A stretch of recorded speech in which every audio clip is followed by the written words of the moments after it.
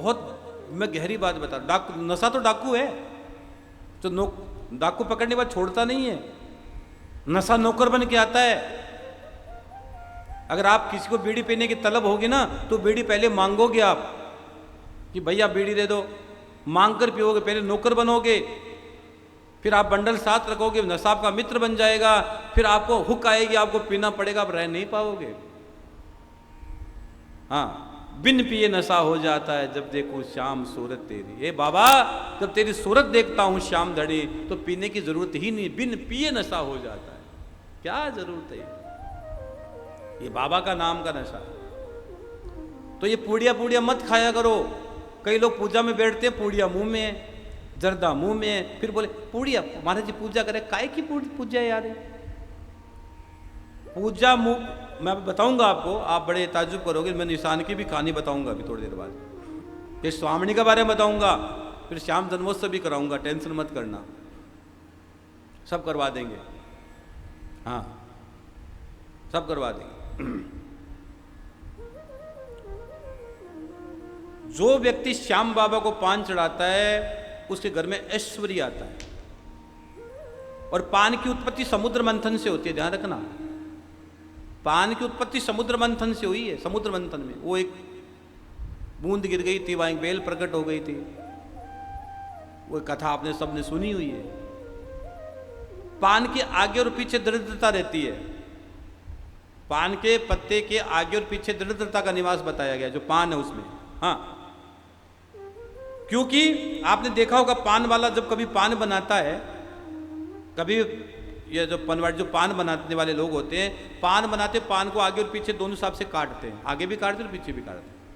उनको पता है कि पान में दरिद्रता होती है, पान को भी अकेले नहीं छोड़ा जाता है। जिस पान को अकेले छोड़ दिया उसमें दरिद्रता आ जाती है, उसका आनंद खत्म हो जाए। इसलिए पान वाला क्या करता है, पान में हर समय पानी डालता रहता है, थोड़ी देर हो गई थोड़ा थोड़ा पानी डाल देता है, थोड़ी हुई थोड़ी पानी डाल देता है, पान को अकेला नहीं छोड़ता है। ये पान तो बहुत अद्भुत है, पान तो देवताओं को भोग लगता है। इसलिए हम कहते हैं भैया कोई काम नहीं बन रहा तो श्याम बाबा को पान चढ़ा दो, मीठा, हनुमान जी को मीठा पान खिलाओ, जर्दे वाला नहीं, मीठे पान खिलाओ, बढ़िया मीठा पान चढ़ाओ, आपका काम हो जाएगा। अब पान के बारे में लिखा है, पान के ऊपरी हिस्से में शुक्र और इंद्र विराजमान रहते हैं। जो पान का ऊपर का जो हिस्सा होता है, उसमें शुक्र और इंद्र का विराजमान बताया गया है। और पान के बीच में मां सरस्वती का निवास बताया गया है। आहा हा, इसलिए आप ब्राह्मण भोजन कराओ तो उसके बाद पान भी खिलाया करो। हाँ, चलो फिर मैं सालासर बालाजी की बात बोल देता। अभी सालासर बालाजी के बारे में तो मोहनदास जी से, कानी बाई से जो बालाजी मिलने आए अपने सालासर बालाजी, तो पहले तो मोहनदास जी ने कहा भिक्षा मांगने आए थे बालाजी महाराज, भिक्षा मांगने आए, लेकिन उस दिन कानी बाई का किस्मत नहीं जगा होगा और बालाजी चले गए। मोहनदास जी ने कहा ये भाई वो आए थे, अरे मैं तो चूक गई भैया, मैं तो चूक गई, क्या करूं। फिर बालाजी एक दिन आए, बालाजी ने कहा भाई देखो, मैं तेरे घर का प्रसाद तो पाऊंगा, मैं प्रसाद तो तेरे घर का पाऊंगा, मैं सोऊंगा भी तेरे घर में, लेकिन उस जगह पर सोऊंगा, उस सेज पर सोऊंगा जहां कोई नहीं सोया हुआ आज तक। क्योंकि श्याम हनुमान जी पूर्ण ब्रह्मचारी, इस बात का ध्यान रखना। और मैं भोजन भी करूंगा, मैं भोजन भी करूंगा। तो हनुमान जी ने कान्नी बाई के यहाँ भोजन भी किया है, कान्नी बाई ने भोजन बनाया, मोहनदास जी महाराज जी ने भोजन भाव प्रकट किए, और हनुमान जी भोजन पा रहे हैं, बताओ। और हर चीज एक एक चीज हनुमान जी ने पाई है, बालाजी महाराज ने। मोहनदास जी बचनों से, मोहनदास जी के बचनों में बंधे हुए बालाजी। हाँ, सालासर थारो देवरो है। आह, बालाजी तो बालाजी। कभी आएगा मैं सुनाऊंगा, सालासर बालाजी की कथा भी रखेंगे, 3 दिन के रखेंगे वो भाई, सालासर बालाजी की कथा भी सुनाएंगे आपको, इंतजार करो, आनंद करते रहो। 1-2 कुछ नई कथाएं भी इस बार आपको सुनाएंगे। अभी तो रोज सुनते रहो संस्कार टीवी पर रोज।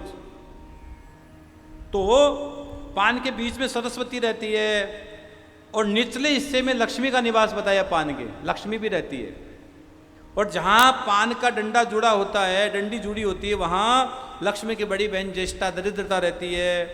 पान के बाहरी किनारे पर साक्षात शिव रहते हैं। हाँ हाँ हाँ, पान के बाहरी भाग पर किनारे में साक्षात शिव का निवास बताया गया है। और पान के पत्ते के पीछे माँ पार्वती और मंगला देवी का निवास बताया गया है। जो पान का पत्ता है उसके पीछे की जो स्थिति है उसमें मंगला देवी का स्थान बताया गया, मंगला देवी का। हाँ, और पान के पत्ते का दायां हिस्सा भूमि देवी का निवास बताया गया, दायां हिस्सा भूमि देवी का निवास बताया गया है। और कथा कहती है संपूर्ण पान सूर्य नारायण भगवान का प्रतीक माना गया है। जो आप पान खाते हो ना, संपूर्ण पान सूर्य नारायण भगवान का प्रतीक माना गया है। इसलिए भगवान को पान चढ़ाओ, आपके घर में किसी प्रकार की कमी नहीं रहेगी। हाँ,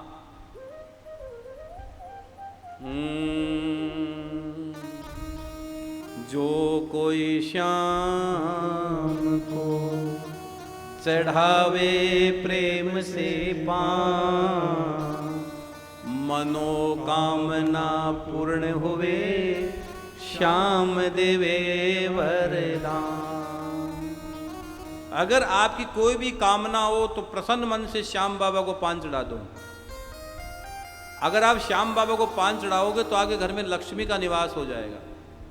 अगर श्याम बाबा को अगर आप पान चढ़ाओगे तो आपके घर के दुख दारिद्र चला जाएगा।